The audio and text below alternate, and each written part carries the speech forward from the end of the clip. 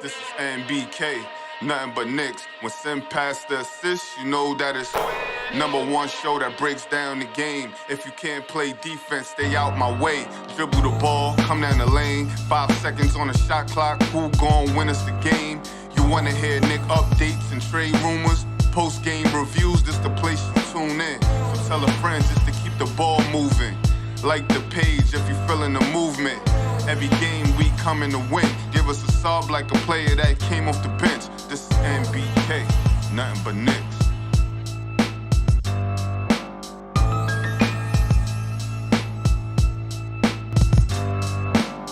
Knicks family, what's poppin'? It's your boy. Ladies and gentlemen, you can see we got a full slate of people here on this Monday. Maybe the biggest Monday of the Knicks season, for real, as they take on the Houston Rockets tonight. So let's go ahead and get this thing popping. Steph, what's going on with you? How you feeling? I feel pretty good. I wish I was more confident, Sim, about this game tonight. You know, when your team is not playing well, every game is a potentially hard game. Yeah. You know, so shout out to you, Andy, and Tony. Looking forward to the show. Yeah, no doubt. Tony, what's going on, man? What up, Sam? Peace Queen, International Andy, the chat, Yo Black is Time. I'm excited too. And like the Queen said, you know, it feels different when you on a losing streak and it don't matter who the opponent is. We can't take them lightly, but I think the same way we feel, gotta have that same kind of pressure on the actual team. So, you know, I think in that sense, they shouldn't be laying the egg. Right. Hopefully not. Oh man. I mean, the good thing is, I guess, the Brooklyn Nets, they beat Miami on Saturday. You know what I mean? So the Knicks are 2 games above both of them at this point in time. So that, and they blew Miami out 129 to 100. Like, what's going on? Andy, what's going on, man? What up, Sam? What up, Steph? Tone? Happy to be on with you guys. Glad you slipped a couple of minutes, so I, made it to the show from the first minute, straight up from practice. Jammed 2 fingers, but Oh man. but I'm ready to go. Hey, at least you're out there back hooping again, though. That's the thing. I'll take those jammed fingers to be back out there in the court hooping, man. So I didn't get, and I don't want to belabor the issue. It's kind of past. But if real quick, I just want to find out from Steph and Andy, just your thoughts on the whole thing that went down last week with Randle and all of that. Just real quick, and then we can move on from it. You know what I mean? Because we got Houston tonight. Andy, I guess I'll start with you since you were already going. Yes, Sam. I might, have a wild perspective here. I'm gonna blame everyone except Randle for this one. Wow. And Sim, I'm gonna say why.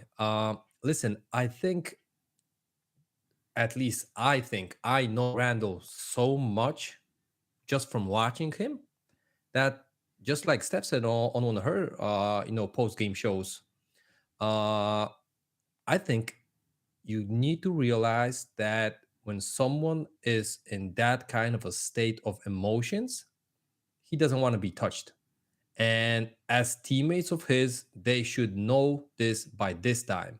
I knew it. I'm happy that he cares for the game because that means he really cares. If he wouldn't, care, he would just go off, just wave his hand and whatever. Is it the perfect, showing off of his emotions? Definitely not. But I think guys going right after Randall, when he just looks at the ref, it exaggerates the whole situation. If they would be like, listen, he can handle it. He's probably the captain. He's the leader. We don't need to make the situation look more than it's gonna happen. Okay. And all these things that he looked down too quickly, he almost struck him. Those things never happen. I don't know where that narrative came from. He looked down on him and he said his piece, right? You can see in the video, he told Grimes, firstly, the same thing. I got it. And he went to the left and Grimes took off straight up to the bench. And let's be serious here. Quickly approach Randall when he was already going to the bench for me, that's that's quickly trying to be the hero of the situation. That was already after.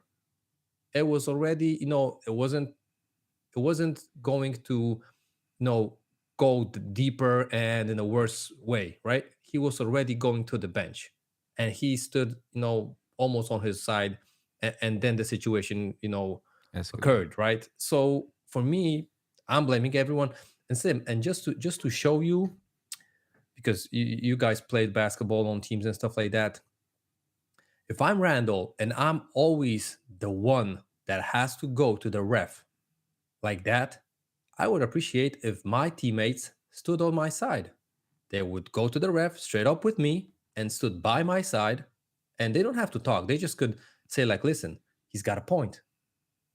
They don't have to yell at the ref no matter, just so he feels that he has a team behind him. They're always going and they're staying between him and the ref. So that just makes the whole situation way bigger than it is for me. Okay. All right. Steph, your thoughts on it? You muted, Steph. You muted, Steph. I mean, real quick, I think the whole quickly Randle aspect of it was overblown. Yeah. He's angry. Yeah. If he's angry, he's not going to react rationally. So those that's expecting him to throw up his hands and say, it's just not going to happen when you lose it. I've seen that in the streets. I've seen that at family barbecues. That's just how it is. When people are upset, you can't expect them. Oh, that's my teammate. I should not be like you're just not going to get that. They're upset. No. But I'm still not going to minimize Randle going over the line when the official was clearly telling him multiple times, okay. I'm not going to make it like, I don't trust Randle at all. But I do see it creeping back, that little, just creeping back a little. So I'm a little concerned that it may happen again at an inopportune time. Now, the Clipper game and this game, what I will say about Randle, he didn't let it bother him. He came back in the second half of this game, and he was much more efficient in it. Like, it didn't bother him. Right. So it's not impacting him. But I just don't want it to happen when the game is tied with like 20 seconds left. Yeah. That's all. That's what I'm saying. Yeah, and it was a weird, because Randle was there. I don't know how much had transpired beforehand. I know, just before the buzzer, he got hit. Thought it was fouled. He was upset a little bit before then because he felt he was getting hit. And I can see him say to the ref, "I'm talking to you." Like the ref was like, da da da da, and he's like, "I'm talking to you." And then the ref hit him with a T. And I guess the ref just had enough. And with the Quickly situation, I mean, to me, I agree it was overblown. The one thing I will say in that situation is if you look at the video closely, if you really break it down and look at it closely, Quickly was, had his hand on his lower back or whatever, trying to escort him away. And Randle said, "Get off me." And I think he tells him again, "Get off me." Right. And then Randle stops and he's like, "I said, get off me." And then Quickly actually says something to Randle that prompted Randle to get in his face. I don't know what it was. But if you look at it slowly, you'll see that Quickly then stops and says something.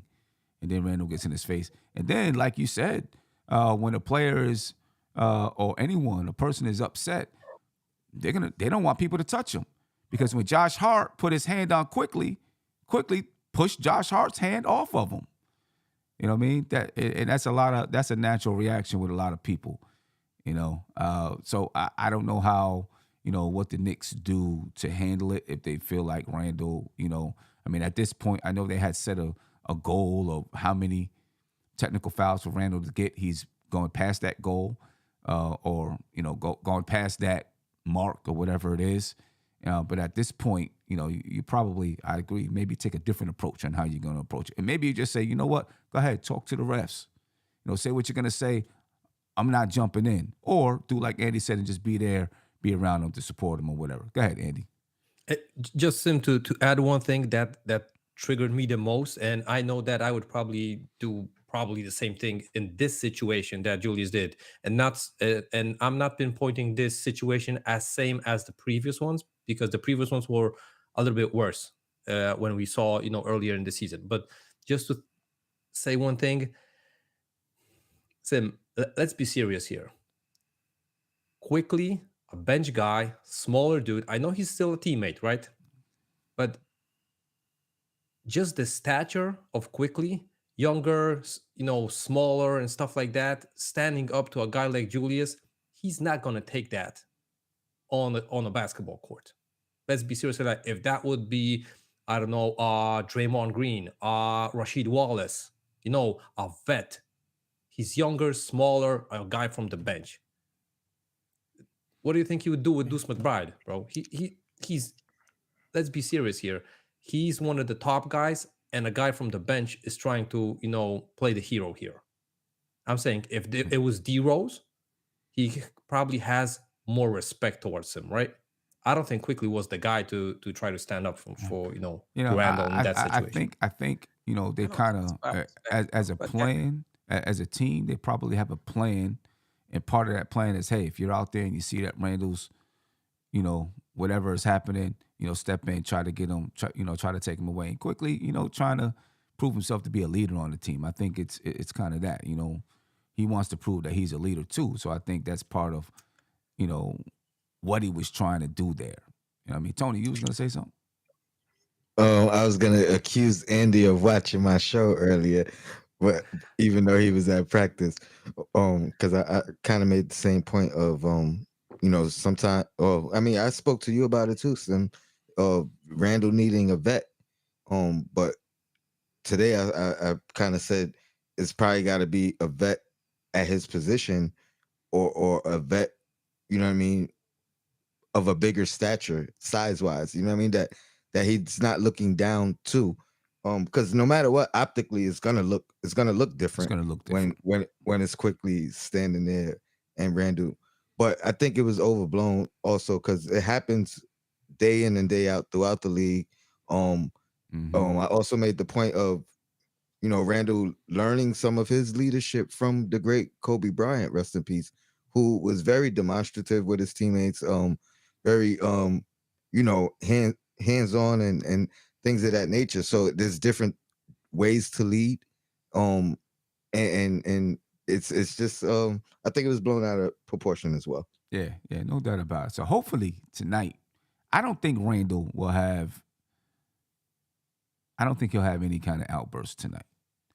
You know what I mean? What I've noticed with Randle is when, something has happened, or even if it's overblown or it's just in the news, he recognizes it, he sees it, and the next time he's out there on the floor, he's a little bit more subdued. What I don't want to happen to Randle is that he doesn't play with the same emotion. He plays his best when he's playing with emotion. You know what I mean? And if he's playing, like when I look at him in the third quarter of that game versus Miami, he played well, but he didn't look as in tune to the game into the fourth quarter. The fourth quarter, he felt, it looked like he felt like, hey, I got to take this thing over, because he felt a little passive to me in the third quarter. You know what I mean? And I don't want Randle playing passive. We need Randle to play aggressive. He plays with emotions on his sleeve, and he plays best that way. And I think you need him to play in that fashion in order for the Knicks to be successful. If he's playing passive, I don't know if the Knicks have a chance, to be honest with you. I think Randle's got to play his style of basketball, and that includes emotion. Do you think this a line and not cross it? And not cross the line. That's the issue. But I agree with you. He can't play flat. He can't play without emotion. But something has to click in him that says, okay. Yeah. Don't cross I gotta that line. stop right here, because I don't want to do anything that's going to make our situation worse. But the pattern I've seen, and I don't know if this is the pattern, but what I noticed in a Clipper tech and this one here was, Brunson wasn't in the game, so he's probably carrying more responsibility, or feels he has more responsibility. He's not getting the calls, which is often, and we losing. I think that combination right there, those three, right? Brunson is not here. I'm not getting the calls. We losing. I think, it might be too much, because he is a sore loser. If you saw the piece he did with Ahmad Rashad, they going to bed angry over board games, Right. So Yeah. he's a sore loser. Right. So Steph, let's call him a competitive guy, right? No, yeah. When you talk about that line, I think the problem is it's a thin line, right? And he's line, depending on the official too. Yeah. And he pushes it. You know what I mean? Like that's the problem. But even if you look throughout the league, the guys who do that, that's what they, you know what I mean? That's what they do. They push that line, and it's to the point where, you read the other team's comments in the loser lounge, and they like, yo, how did he not get a technical? How, you know what I mean? Right. Like Yeah, but Draymond Green. Yeah, but let's be true. This was a weak tech, and if Quickly and Grimes wouldn't be approaching Randle, I don't think that would be a tech. It was after the buzzer. That's a good point. Even the ref wouldn't make a point. But when two guys are coming for a teammate and he's trying to talk to you, he's like, I'm not gonna know what's gonna happen here. It looks more aggressive Exactly. aggressive. That's why I'm mad at everyone. I don't know. He seemed to be all up on the official though. Like but if his teammates aren't there, it doesn't look as aggressive, like even to the official. You know what I mean? Because now you pushing people out the way and you coming towards me. You know what I mean? Right. Let me last point. Do you think this all started dating back to last year when Randle claimed the ref told him that he doesn't get the calls because he's so strong? Because he lost at that game. You know what I mean? He had his excuse in the post game, but ever since then, it's kind of been, you know what I mean? I think that was the start of him kind of losing it with officials. I mean, I think that's definitely part of it. It's definitely part of it. He feels like he's getting hit. It seems they seemingly have this rule that if the foul doesn't impede the progress to the basket or the shot or whatever it is, they may not call the foul, which means someone, like a Randle who's big and strong, a lot of times those fouls are not going to impede their progress to the basket. And so I think, that could definitely be, and he kind of has that in his mind. Sim, I could pinpoint also one point in the Knicks timeline when I think it all went south, when Woody went to coach Indiana and Kenny Payne left the bench. He doesn't have a big man coach or a vet, like an assistant coach that he can rely on, because Tibbs can't work with him like every possession or everything. When he had Woody talked to him and he respected Woody. Yeah. He did the same thing with Payne because they were working in college. So he was like more of a father figure. And today, in today's bench, we have Otella Harrington. Listen, no offense, but Julius Randle is a better player than Otella Harrington was, right? So I think it's a little bit about the respect. That's why, Sim, I'm not gonna lie, I would love to see Pat Ewing on the Knicks, bench.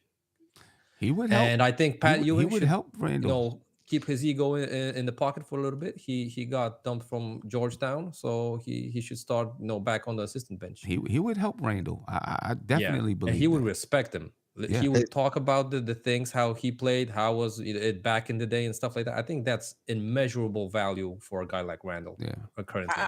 I agree, but I don't know if on the court, because remember, Woody and Kenny Payne was on the bench when Randle had his worst emotional season, if you will. I just think that anything that Randle is going to do has to do before it gets to that point. Once it gets to that point, I don't think it matters who talks to him, who's on the bench, he's there. Sim, can I highlight a comment? Yeah. Oh no, not that one. My bad. Yeah, right. Nah, this for real. My question is, if we won the game, would the Randle incident even be an issue? Keith Turner, and that's a great point, because then maybe if we win the game, now it's like, oh, he rallied the team. You know what I mean? He got the technical and rallied the team. So it's definitely a double edge. I think for some fans, it would have been an issue, because if you look on Twitter, all over on Twitter was, oh, why is Randle coming at a teammate? He's coming at a teammate. Da-da. So for some fans, it definitely would have been. But tonight, the Knicks take on the Rockets tonight. How worried are you about this game tonight? I mean, it's become less, I don't want to say less important, but if Miami would have beaten Brooklyn, right, then Miami would have been in that 6th spot and just one game below the Knicks. Right? Now that Miami lost to Brooklyn, they're back to being 2 games below the Knicks. Both Brooklyn and Miami are 2 games below the Knicks in the standings. It takes a little bit of heat off of this game, but it's still big because the Knicks win, they could be 2.5 games above both of those teams. And then they play Miami, when is it, Wednesday? Yes. Right? And if they beat Miami now, they could be 3.5 games above Miami. But if they lose to Miami, they'd be still 1.5 games above Miami. So, this game, winning tonight's game really does help give the Knicks cushion. Absolutely. With, just 6 games remaining after tonight. I think that's why I'm a little, I don't want to say confident, but I'm not worried. You know what I mean? Even though we're in this 3-game losing streak, I feel, again, I said it earlier, I feel like the team has to have that sense of urgency right now anyway. Knowing, right. Yes, it's a winnable game, but we've been playing like crap. We lost a couple of games that we probably shouldn't have on paper. Like, we can't let that happen again. And then even looking forward, which they shouldn't be doing, but that Miami game, they're going to be coming off a back-to-back. They play Tuesday as well. So that's going to impact their record, whether they win or lose that game. But we get them on the back-to-back this time. You know what I mean?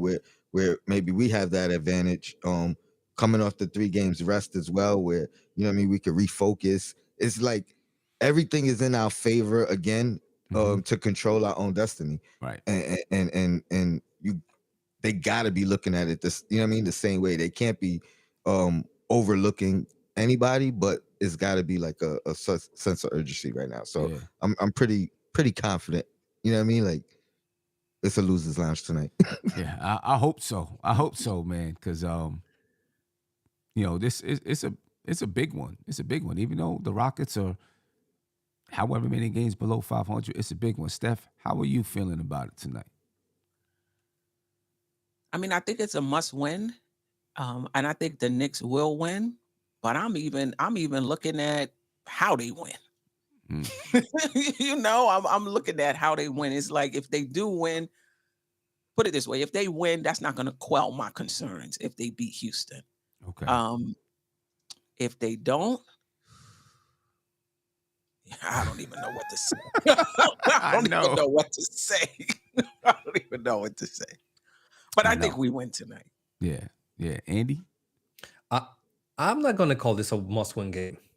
I'm going to say that the Knicks win, and they're going to win definitely, and I'm going to be looking at the style, how they play and how they win.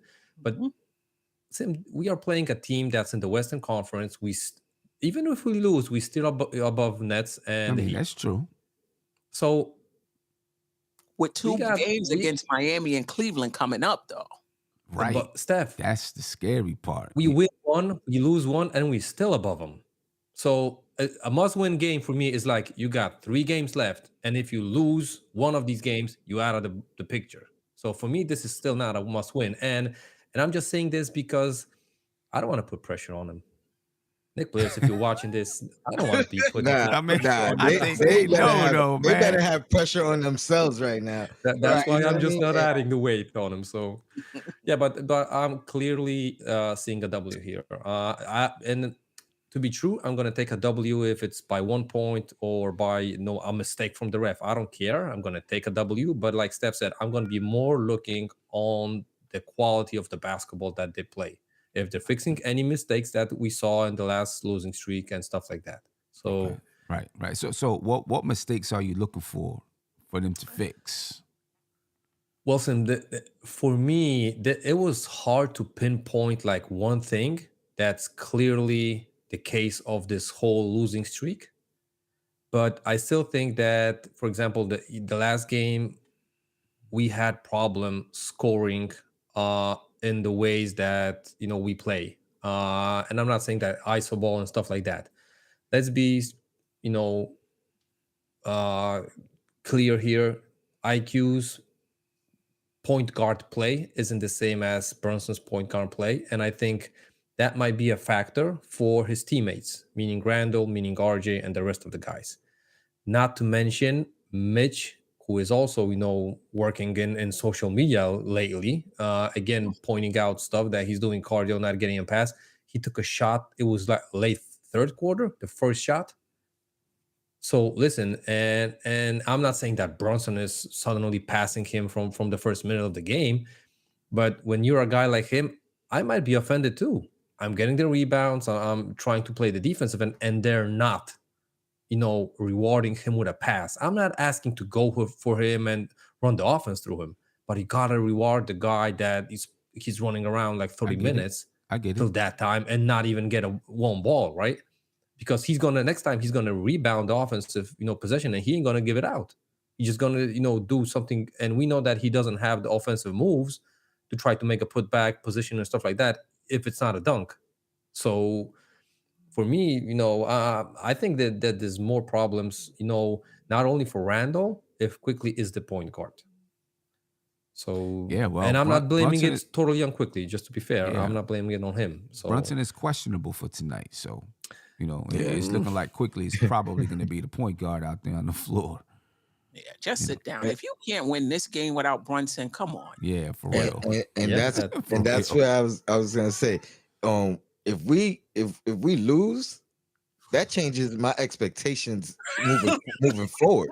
Like seriously, and it's not just this loss; it'll be the combination of this particular stretch of losing. But if we lose tonight, yeah, that changes expectations for me moving forward. Like, and to your credit, Queen, I'm not only looking at a win, but how we win. Like, we need to show some type of dominance. If no other game, this should be the game that we show some type of dominance. They've been rare and few this season where we dominated a game wire to wire. This should be one of them. Yeah. And even though I said that, I wonder, can you even gauge how the team is doing against a team like Houston, who doesn't play good defense, right? Who I think I forgot where they were, like in offensive rating, like So it's kind of like blow them out, but even if they do, how much can you put into right? Put into it. You in a win, there's not much you could gauge, but in a loss, there's a whole lot you can well, in a loss, you know what I mean? So right. For sure. Yeah, but guys, listen. If we see the Knicks like overpassing, which is a rare thing in this offense, but if they would be like, we're a total team, everybody's gonna take a shot and stuff like that, that would make us look like they're like hit the reset button and now they wanna play the right way and stuff like that. I would rather go that way and clamp him up on defense, of course, because I think Jalen Green, I think Jalen his name, right? Or Josh Green. He's on a stretch. He's like averaging 27 points and shooting over like 48% and 42% from three or something like that the last couple of games. So, I hope Quentin is going to be on him and he's going to cool him off really fast. So this game isn't in panic mode, even in a couple of minutes in. Yeah. William Thompson said that he'd like to see the Knicks defend the 3-point line and then fourth quarter defense. And I think those are two areas. When you look at that Miami game, when you look at the Orlando game, those are two areas, actually over the last 3 games, right, where the Knicks struggled defending the three-point line. Twice, teams shot over 50%. Minnesota and Miami shot over 50% from the three-point line. Orlando shot 40% from the three-point line, and then they couldn't get fourth quarter stops. So they'd get themselves back in the game, and they'd have a chance to win it, but they couldn't get the stops in order to win the basketball game. You know what I mean? And I don't know, with this team, it's like they're so streaky. To say the least. So they're just streaky. They'll go through 10 games where they're playing the best defense in the league, and then have 5 games where they're playing the worst defense in the league. I don't know what it is and how, they can just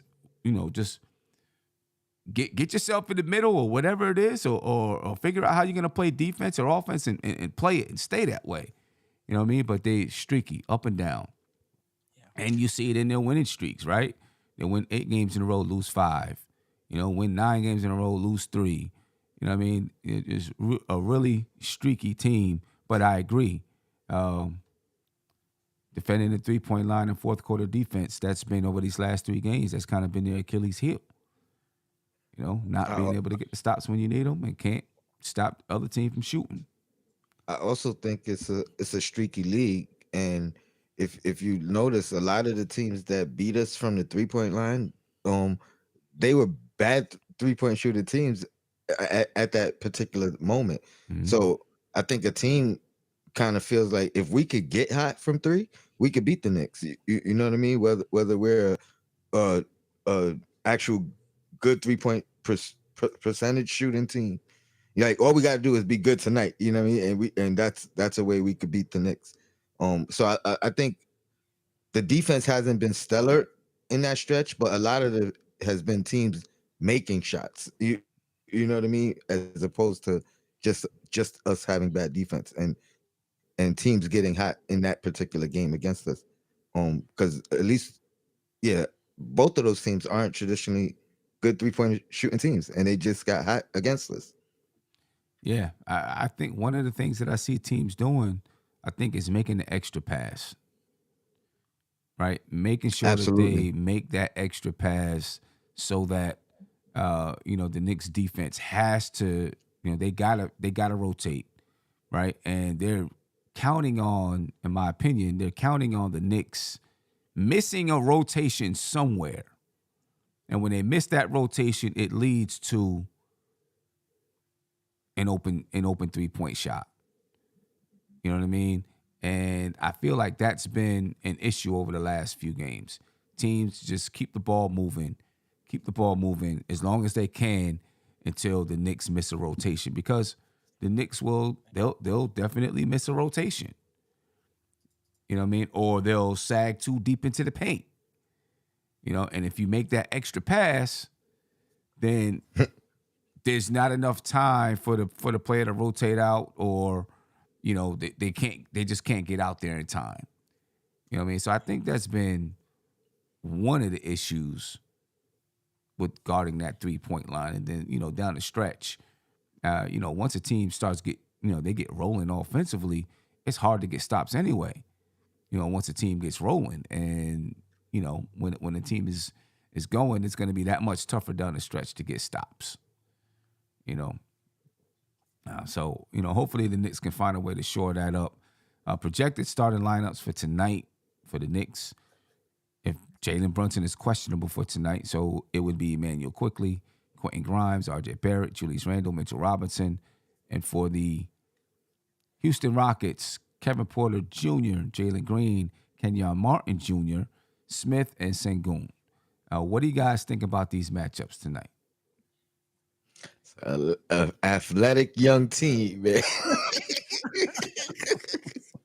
Oh, man.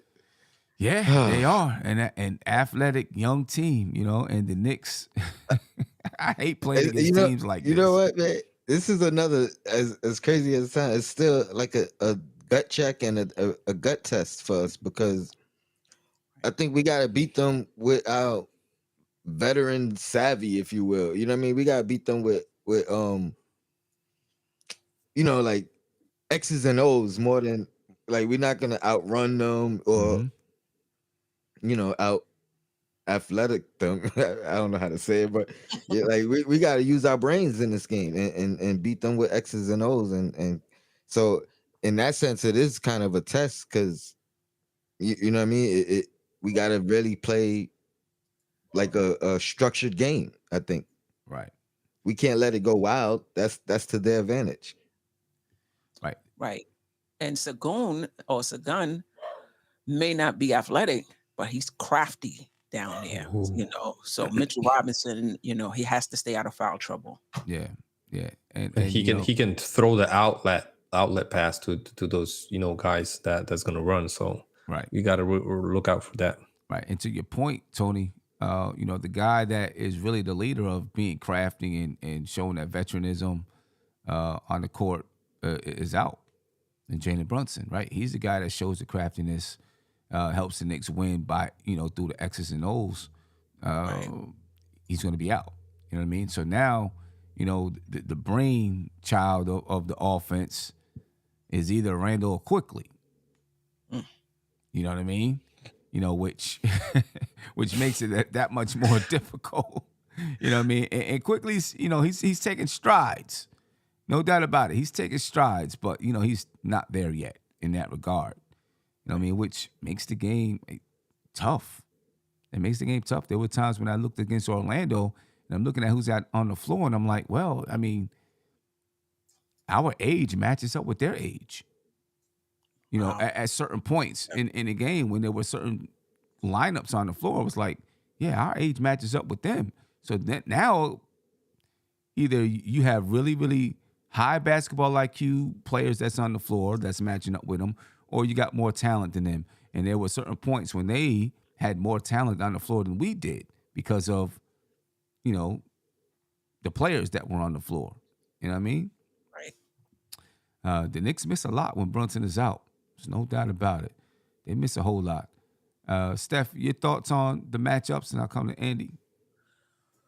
I think having Grimes on Green is right. I think Quickly and Porter is good. Kenneth Martin Jr. is, pretty more athletic than RJ Barrett, but I will say RJ Barrett has really been getting after it in terms of his, intensity and effort. And he's going to need that tonight. I think Randle and Jabari Smith Jr., I think Randle should be able to. I mean, he's tall, he's 6'10" and slick, but he's a rookie. Randle should not have any problems with him. Right. Smith Jr., he could hit the three, whatever. I think that's fine. And I'm concerned about Mitchell Robinson getting into foul trouble with Sagan. But the way you have it now is the way I think it's going to play out. Yeah. Yeah, it should play out. Andy? Yeah, I'm totally with Steph here. And the most fun matchup, like she said, is the center matchup. They're playing totally opposite. Sengun he isn't even that tall as for a center. But he's, like Steph said, great footwork, one of the best probably in the league as far as center positions go. He throws great passes. His IQ on the ball with the ball is really high, so you can run an offense through him. Mm-hmm. Let's be clear about that. And and Mitch, totally different. He can grab so many boards because he's long and athletic. But then again, he has to throw out the ball straight up from his hands because every move that he makes after the rebound is a possible turnover, right? So this is going to be a fun matchup for Mitch. I hope he's not going to get in foul trouble, like Steph said, and that's probably one of the key, gate to the game for the Rockets. See if you can get Mitch off the court, and I think playing Hartenstein versus Sengun is going to be a tougher matchup for him, actually. You saying Hartenstein guarding Sengun? Versus Sengun is going to be a harder matchup for Sengun than Mitch, right? They might lose on the boards with Mitch on the court, but everything else, I think he's gonna, Hartenstein is gonna cover, Sengun way better than Mitch in the rest of the aspects. So yeah, and we can't forget about Kevin Porter Jr. too. Oh, right. You know what I mean? That guy can, he can light it up on any given night. I mean, let me get to a phone call, and then we'll get back and talk about the bench, talk about some of the numbers behind the game. Caller, you're live. Tell me your name and where you're from, please.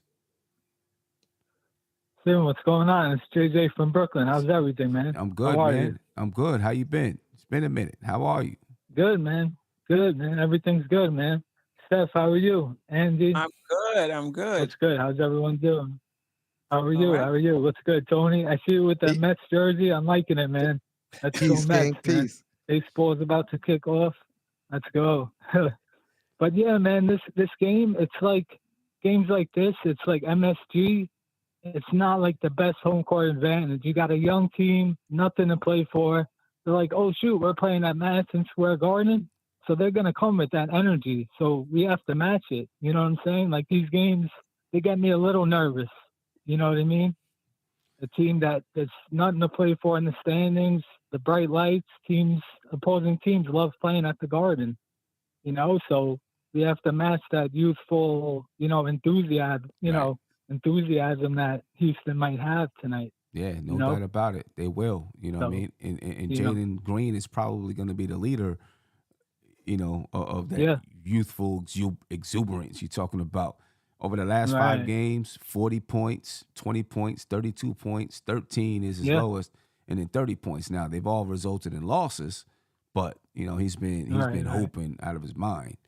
You know what I mean? So that's something the Knicks really gotta pay attention to this kid. And that's going to be Quentin Grimes' assignment, most likely, right? Your thoughts on Quentin Grimes guarding Kevin Porter Jr.? I mean, Jalen Green. Yeah, I mean, Jalen Green. Yeah.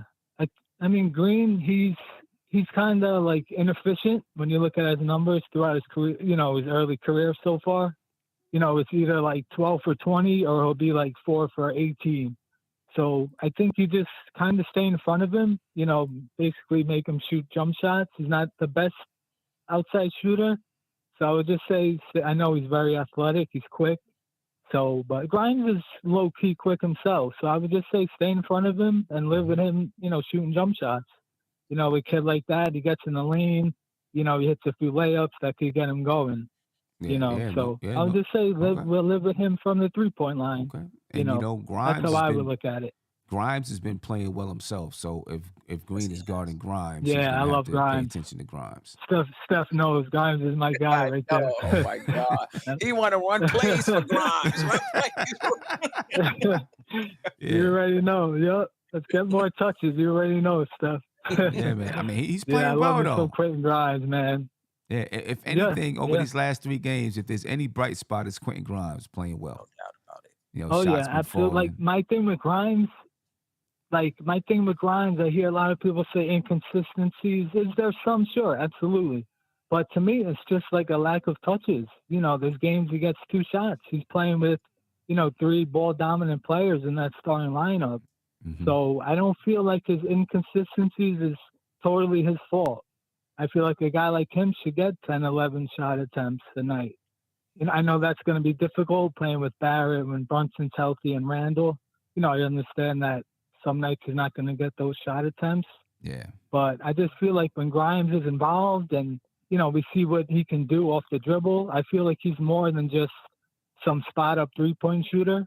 We see the quick first step, the beautiful passes he makes to the bigs when he does get in the lane. So I just hope he can continue to get some touches because I think he could really help this team offensively with his shot making, his creating a bit. Right. I like Grimes a lot, man. Right. Hope so. I hope so. He's been playing well. But JJ, man, I appreciate your time. Appreciate the call. Yeah, absolutely. Absolutely. You guys have a good one. All right. All right. You too. Take care. All right. Later. Your thoughts on Emmanuel Quickly and Kevin Porter Jr. Because Kevin Porter Jr., he's averaging 18 and a half points per game, 5 assists, 5.9 assists, 5.5 rebounds per game. And he's, he's been having, even the last 5 games for him, 25, 17, 14, 20. Your thoughts on Quickly and Kevin Porter Jr. Matchup should be a good matchup. I mean, to be honest with you. Gotta attack and try to get him in foul trouble. Attack is, I think defense is maybe his weakness, if anything. So, luckily, Quickly has excelled in that department. So, I don't foresee Quickly getting in foul trouble. But maybe getting Porter in foul trouble could be a strategy. Attack. Right. Yeah. Yeah, I think this is a good matchup, Sam. I think Quickly should be able to hold his own defensively, though he hasn't been as crisp defensively himself in his individual, matchups. But I still think he definitely can rise to the challenge. He should be able to do it, and if not, that's just an indication that he's a little off right now. Right. Other matchups. I think Barrett should be able to win his matchup against Kenyon Martin Jr. Although he is athletic guy. if Barrett's on, I don't know. Barrett's up and down. Who knows? Who knows? Watch them backdoor lobs. Yeah, no doubt. Yeah. Randle should be able to do his thing. Robinson and Sengun, I don't know. Robinson's going to play his game, his style. I think he'll be okay and be able to stay on the floor tonight, though. The bench, in my opinion. And Andy, did you anything you wanted to add? As far as no, I'm gonna skip on quickly. Andy, we haven't been on a panel in a long time together. Your views haven't changed on quickly at all. No, Steph. I said that his defense is way improved. Mm-hmm. It's way improved and it's steadily improving. So I'm happy about that. Mm-hmm. You know what triggers me most about quickly? He can get to the paint like Jalen Brunson can. Mm-hmm. And he's, for me, as far as what I see, I think he's looking for the foul call more than he wants to score the ball. Mm-hmm. And that's triggering me because I hate players like Harden for doing that. That's the thing that I really dislike about him. And sometimes he has an open layup to do. He can do an open floater. He's really open in the paint. And he stops and he turns back and he goes, again from wide. Not to mention his shot selection, which is still terrible as far as a guy. Terrible, Steph. Oh, wow. Terrible. You think it's terrible, Andy? I don't know about terrible. Like Charles Barkley. Andy, you admitted to me that it's gotten better. It's gotten better, but Tony, if he's taking 18 shots, like 14 is going to be bad. And the ones that he's making is actually the first one he makes. It's a clear shot, and it's a good shot selection. Instead of look at the Magic game. If he squares up, he has an open position. He doesn't have to move. He's going to make that hoop, and I'm confident in that shot. Mm-hmm. He's shooting those going sideways. I'm already triggered when I see that shot. I don't care if it goes in. I rather they don't count it for the Knicks even. I thought his shot selection had been much better this season. Yeah. Sim is way better from the rookie season, but his role is way bigger. That's why I'm still triggered about it. Because if it would be like, okay, he can take 8 shots, screw it. 4 bad shots, 4 good shots, let him take 12 points, whatever. But he's taking 18, 16 shots. And in the absence of Brunson, we are relying on him way more. So taking bad shots isn't the best thing to do, and I'm getting triggered about it. Okay, all right. And not to mention he looked off Randle a couple of times. Oh my goodness! Listen, all right, Sam. I don't want the shot to go because I said this on Twitter and some people had a problem with it. I get it. This is the third quarter. You're the point guard. We took 2 bad shots. We didn't get good shots. You coming down, Randle wants the ball. You be like, no, we got to get a good shot this time. I totally get it. The end of the third quarter, the shot clock is running down. You're trying to get the ball in your hands of your best player anyway. If he's there asking for the ball, unless you clearly see something different, give him the ball. You looked him off just to take the shot that he took. I couldn't. I didn't like it. Nah, Thank you for agreeing with me, Steph. Not all the time. I get it. But on that, shot clock running down, and Steph, you're trying to get the ball to your best player. And Steph, and it's like you say, because I don't know if you guys kind of feel the vibe of the game. Those guys, some guys go on runs and stuff like that, and you're like Steph said, you need a bucket. I don't care. Go under the hoop. Don't take a stupid 3. If you're open, cool. Just get that one. I'm not going to be mad if he's taking an open shot and it doesn't go in. But if he's doing something, I'm getting triggered. Okay. Nah, I feel you.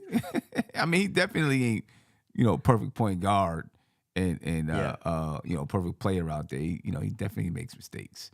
I just thought, throughout most of the season, just look at Grimes' shot selection.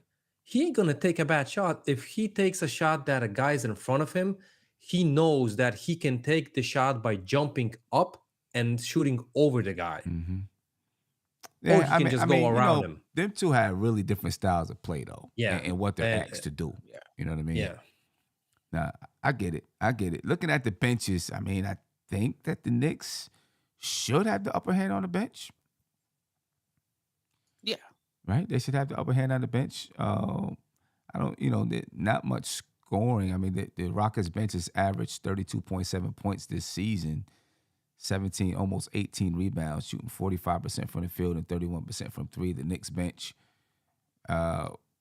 this is for the season, not really with Josh Hart coming off the bench, but 29.7 points, 16 rebounds, 45% from the field and 33% from the three-point line. But I still feel like this bench, even without Emmanuel quickly being on the bench, should be better than the Rockets bench. Yeah. I mean, I feel like we should win the battle of the bench units, hands down. But you just never know. As for the season, Knicks 42 and I got the wrong record up there.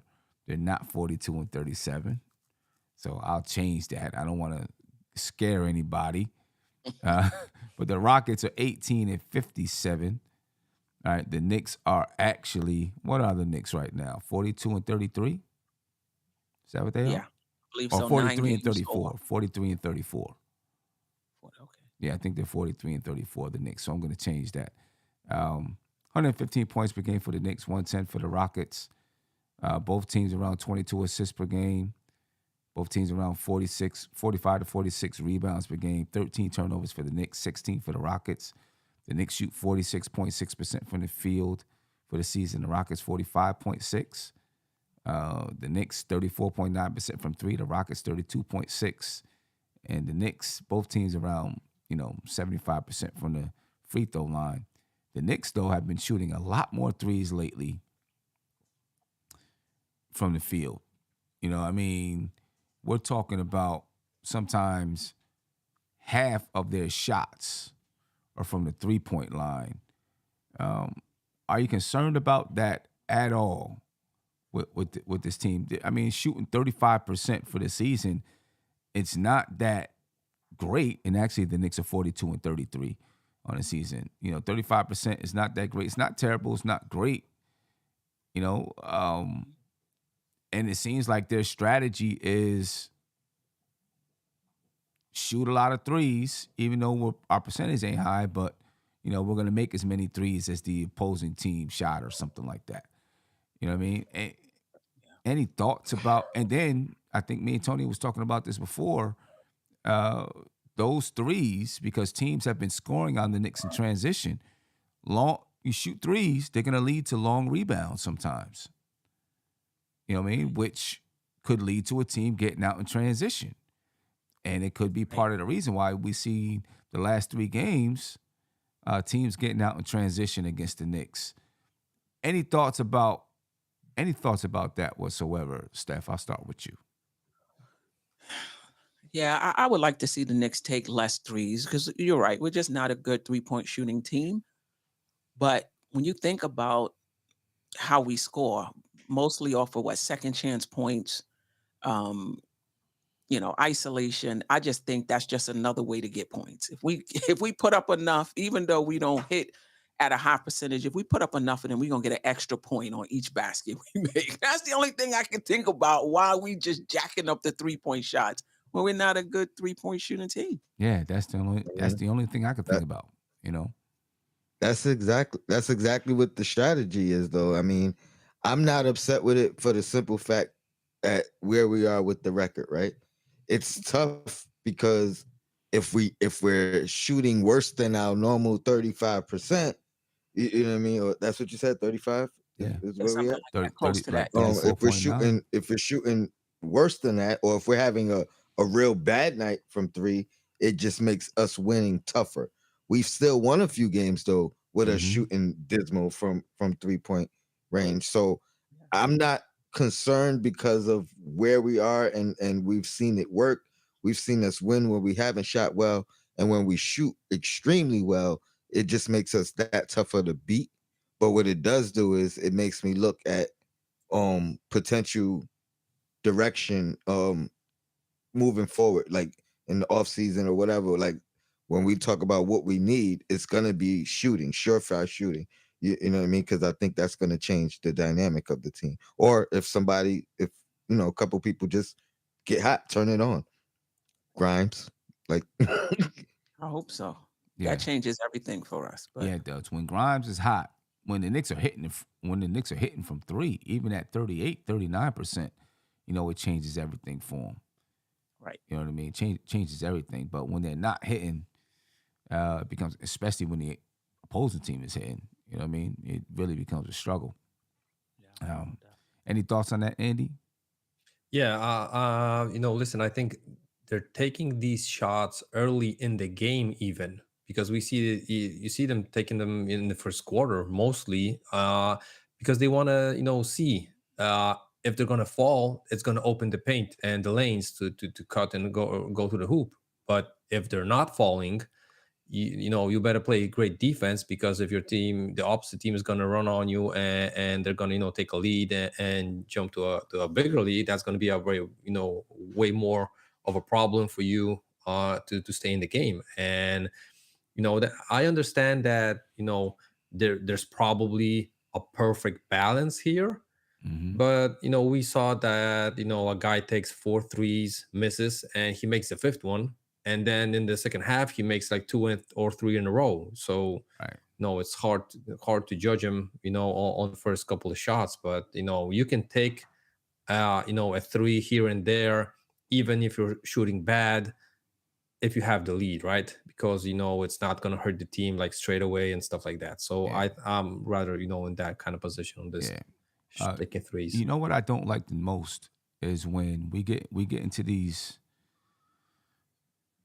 little spells where either we're grabbing offensive rebounds and kicking it out, and every time it's a 3, or there'll be loose balls, scrambles for loose balls, and we end up just pulling a 3 off of it, and there's time on the shot clock where we can get a better shot sometimes. And I'm like, man, we just, and we're missing all of them. Bang, bang, bang. And we're missing them. And I'm like, hey, calm down. Let's get a shot. Do you recognize that we're missing these threes? You know what I mean? That gets me a little frustrated. Yeah. I'm glad you guys see Quickly doing that too. Yeah, I do see Quickly doing that too. He's not the only one though. He ain't the only one. But mostly it's him. So Brunson too. He does it too. Quentin Grimes. Last thing before I get out of here, and this isn't really a Knicks thing. What's up with Dallas? Because they're messing up our draft pick. That's what I'm saying. They're messing up our draft pick right now. Yeah. I don't foresee them continuing to lose. And I heard earlier, I wish I knew who said it in the chat, but he said that last technical was rescinded, so he's not suspended, so he will be playing next game, Luka. So that's a good thing. You know what I mean? We went from rooting for them to lose for, all season to like, all right, hold on now. Hold up. Y'all losing a little bit too much. Yeah. I was gonna say we rooted a little bit too much for that. They got 7 games left to the season. Right? They're 1 game out of the play-in position. Aren't they tied though? I was thinking they're tied. No, they're 30. Not after yesterday. Yeah, they're 36 and 39. OKC is 37 and 38. Right? Man, hopefully they continue to battle for the play-in and don't just say, hey, you know what, we're gonna rest Luka and rest Kyrie, you know what I mean, because we ain't gonna get into the play-in so that they can get that draft pick. I don't think the only reason I don't think they'll do that, because Luka is already hot. That they're not they're not a good team. Like he's super frustrated right now. Yeah. And if they were to tell him, listen, we're gonna sit you for a draft pick, he'd probably have a seizure. Yeah, you're right. And I don't see them even doing that unless whatever the situation with Kyrie is gonna be is known in advance. You know what I mean? So unless they know they're locking him up full, you know what I mean, for whatever it is, and that's agreed upon, I don't see them doing that, because you're taking the risk of, Kyrie not wanting to be there moving forward, and who knows if he does and that doesn't anyway.